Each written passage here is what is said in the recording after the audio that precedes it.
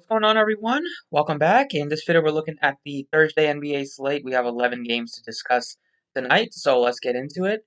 A couple of teams pretty banged up, especially Philly, so we'll definitely spend some time on them. But let's get started. So, as always, appreciate you guys hit the like button, subscribe if you haven't already. You can check out Twitter, check out Prize Picks, check out my website in the description. So, let's get started here. Look at the point guard options. Have James Harden as your most expensive guy, $11,000. It's against Boston. They are still without Durant. They're still without Blake Griffin isn't going to make his debut yet tonight. So looking at like Harden, who's been playing big time minutes, 44, 41, and I think he's been really kind of coming around. You could make a case to go Kyrie instead of Harden if you wanted to, because it's against his former team, might have some revenge on his mind, but Kyrie is getting up there in price, 96, so you're gonna need almost 60 out of him. So don't think like you need to play either one, but on DraftKings I'd probably still lean to Harden. And then Luka on a back-to-back. Got it done last night in a triple-double. Didn't have any stocks. Shot the ball pretty poorly from distance, but still almost had 60 DraftKings points. If there is a chance Porzingis sits tonight, then he looks even better. It's a really good spot against OKC, but I don't think I'll get to him right now. And then I don't have interest really in Lillard right now at 10-7. Phoenix is really good defensively. And like at this type of price tag, you need at least like 66, close to 70, which you definitely can do, but like getting 50, 55 is going to be a big time disappointment. So for me, I'll probably go looking at some of the cheaper options at point guard with like Fox is pretty expensive at 91. He gives you a huge ceiling, so he's always in play in tournaments and always should be in play in cash at least. But at this type of price tag, I think you could go elsewhere, especially with Tyrese Halliburton no longer on the injury report, so that's going to cut into some of his rates. I do like Kyle Lowry's 8,600. They are still without three of their starters. No Anunoby, no Siakam, no Van Fleet. So we'll see probably 40 plus minutes out of Lowry tonight, or close to 40. Had a chance to go absolutely nuts last game. Had 19 assists, but only shot 5 of 18. So tough game for him in terms of shooting, but it's a completely different spot here against Atlanta. He struggled against him in the first meeting, but still think that he can get the job done at home, and it should be a pretty close affair here. I do like Lowry more than John Wall. SJ is all the way up to 89, so he's not a guy that I'm really looking at. And then 7K range, it's like Kemba, who they are expected to get smart back, so I'm not that interested at that price tag. Drew Holiday, 71. Not really interested in this Knicks Milwaukee game at all, so probably pass on him as well. And then if we wanted to go cheap here, have like in the 6K range, you could maybe take a shot on MCW. It's been playing a lot better, but the price tag has taken definitely a big enough hit to where I'm not that interested. Um, so other guys besides MCW, you have Rubio at 6,000. He's been playing a little bit better. The only concern with him is like the minutes have not really been there. They've been in some blowouts, but still, like there's a chance he gets like mid 20s in minutes, and that's definitely not going to be enough. But if this game is closer, then you probably get that full fourth quarter rotation. So I think his upside is like 30 minutes at max, but the floor could be like in the low 20s. So he's not somebody I'm gonna lock in. But looking at the low 5K range, there's a few pieces that look really interesting. It's gonna start with Shake Milton. If we look at the rates here, you can look at it on Court IQ on Roto Grinders. We take out Ben Simmons and Embiid. Looking at the rates here, we see a big time bump for Shake Milton. He gets the biggest usage bump, 7.1%, up to zero point 0.2 DraftKings points per minute. Then we have Tobias also gets a huge uptick. You see Tony Bradley, but Dwight Howard is kind of jumped. He's kind of ahead of Bradley. So, but really the couple are the two main ones are Milton and Tobias, and then you would expect Seth Curry to do better. Has a big time usage bump, plus 5%. The production hasn't been there, but it's not a crazy high sample, so it's only been 41 minutes for him, so it's not that big of a sample, but looking at the rates, it's definitely going to be Shake Milton as my favorite. Almost a 30% usage rate without Embiid and Simmons. He's a guy that can shoot a bunch, can take over, and hopefully he'll be able to get more assists and some peripheral stats handling the ball more. So he's the first guy that I'll lock in on the Sixers side. And 5,300, even though he's priced up, still looks really good just in that range. Then you also have, there is not going to be Derrick Rose tonight, but they did get Alfred Payne back last game, and he's up to 56. So I'm not looking at either one of the Knicks guards. And then in the low option here at point guard, besides Shake Milton at 51, if you want to look in the 4K range. Currently, there's like Theo Maladon at 4,800. Looks all right. Jordan Mclaughlin. Oh, that could be interesting. He's out. So, and he's been playing a lot of minutes besides backing up Rubio. So that makes Rubio look a little bit better. I think his minutes will be more secure. So that's actually some pretty big piece of news for that's definitely will help Rubio. But that's pretty much it for the point guard options right now. We'll see if we get some more news later. Shooting guard options, it's Zach LaVine is up to 97. He looks good because we're going to have a lot of Sixers, so it might make some sense to get some Bulls in there.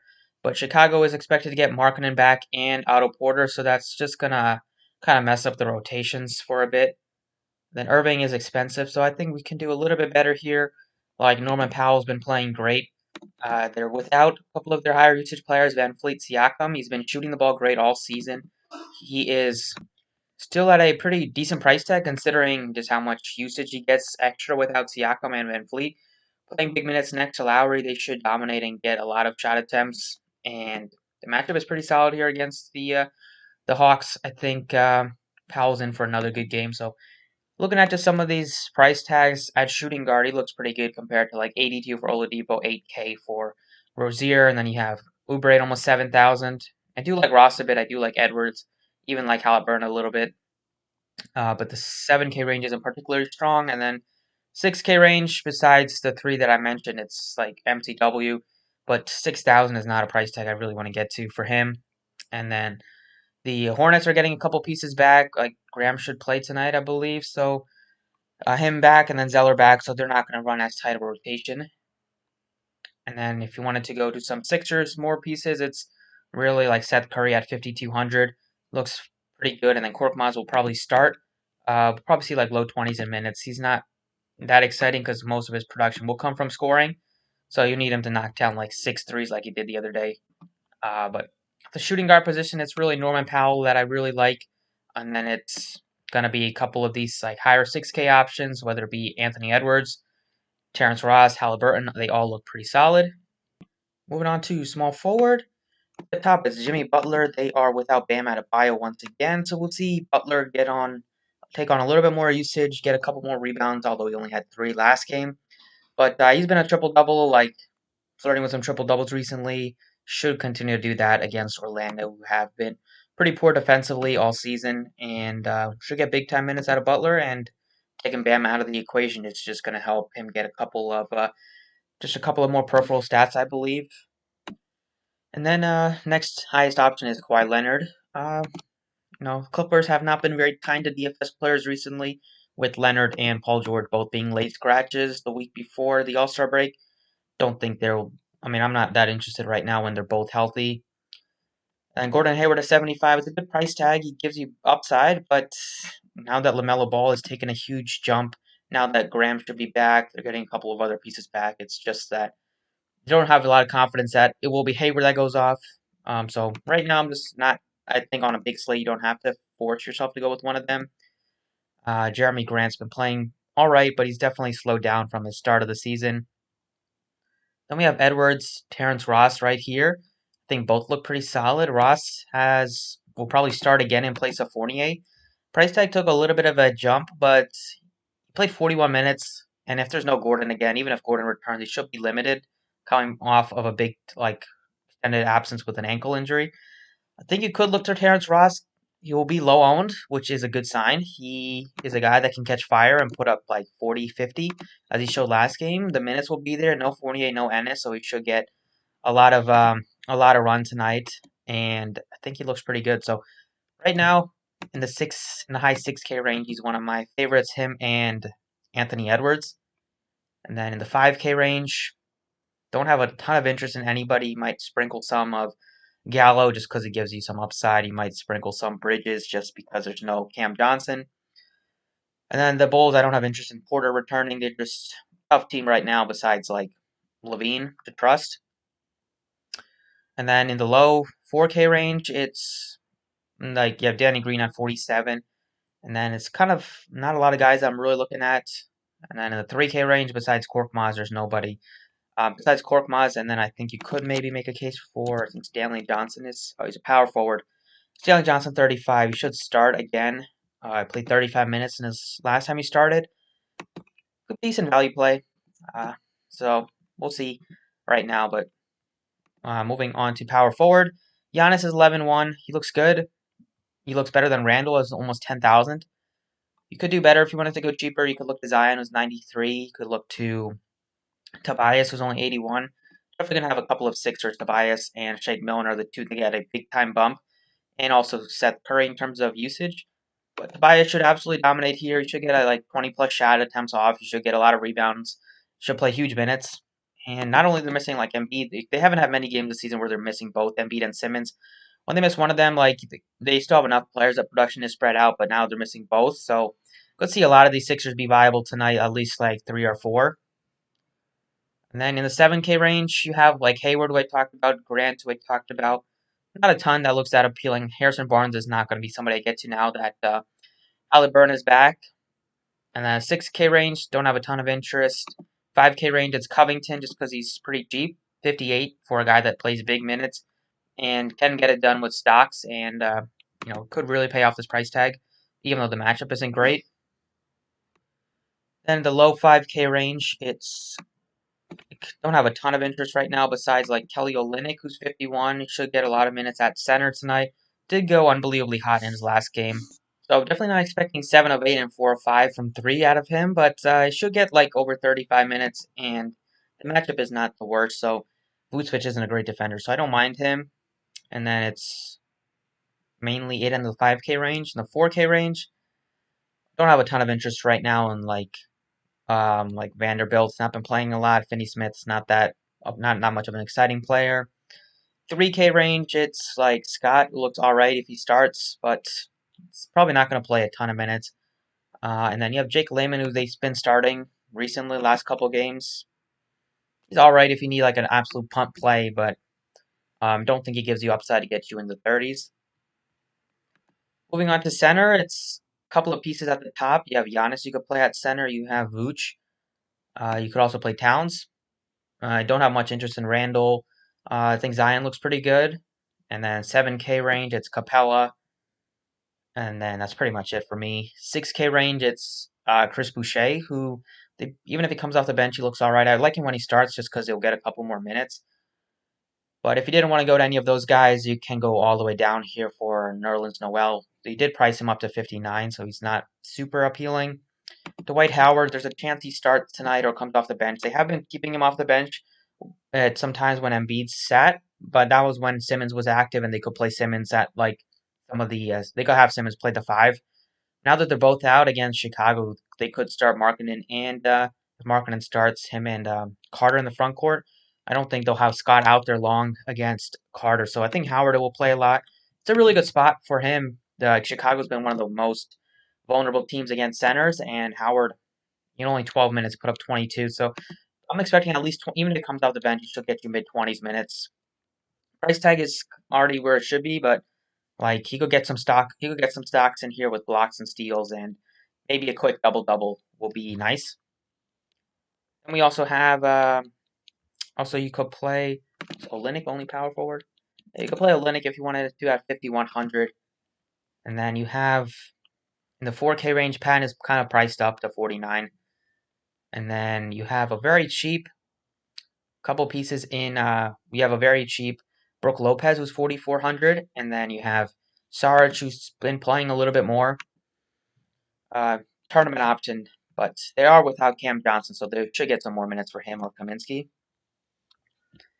And then last but not least here, I think you can look to Lowry.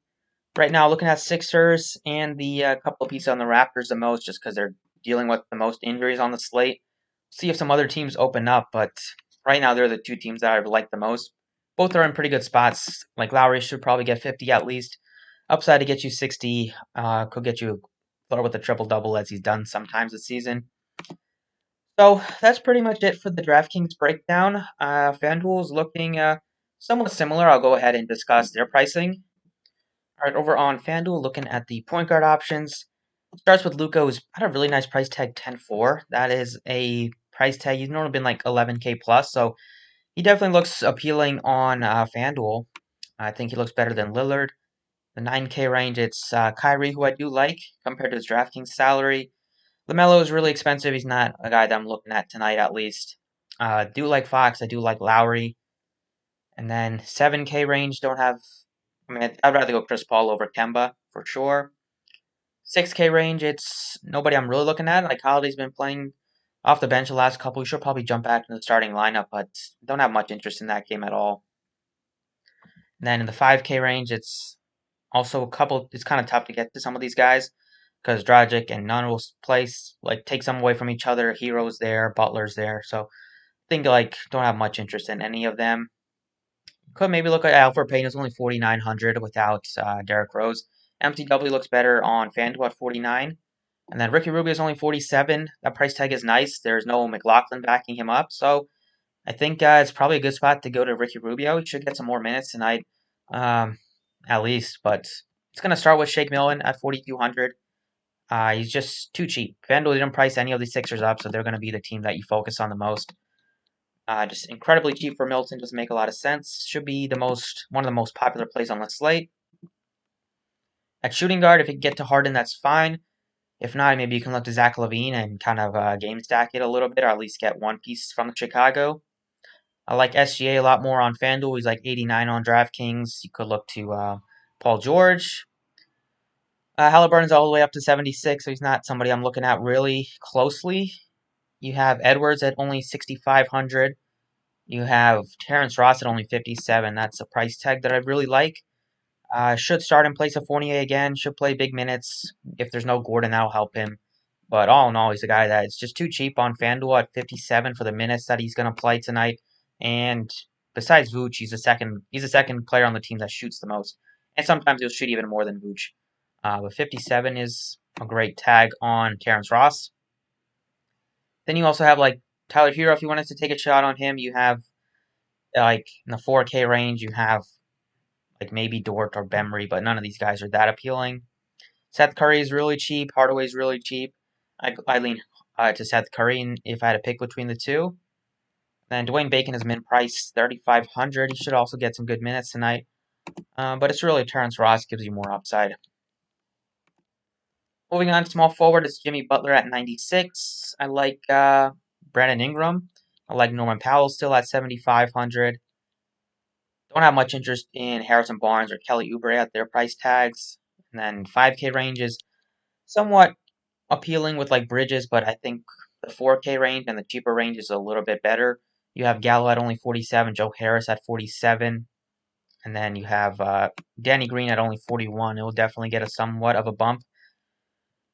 And then 3K range, you have a couple of value pieces. You have the main one is probably going to be the guy that starts in place of Watanabe, and that's Stanley Johnson is $3,500 if you wanted to take a shot. You have Jake Layman if you wanted to punt.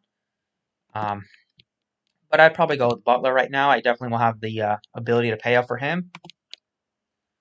Power forward, it's Giannis at 11,300, Zion at 9,000. You can make a case to get to Zion you can make a case to get to Giannis on FanDuel at 11,300. It's probably, besides Giannis, I like Zion, then I like Tatum. But the favorite is going to be Tobias at only $6,900. That's just incredibly cheap. Makes really no sense at all. You have Covington, who looks great on FanDuel just because you get those extra bonuses for blocks and steals. And that's it. I like to pay up at power forward here. If you wanted to go cheap, you could look to Daniel Tice. Maybe look to Dario Saric. But there's a lot of pay up options here. And Tobias is the most favorite one.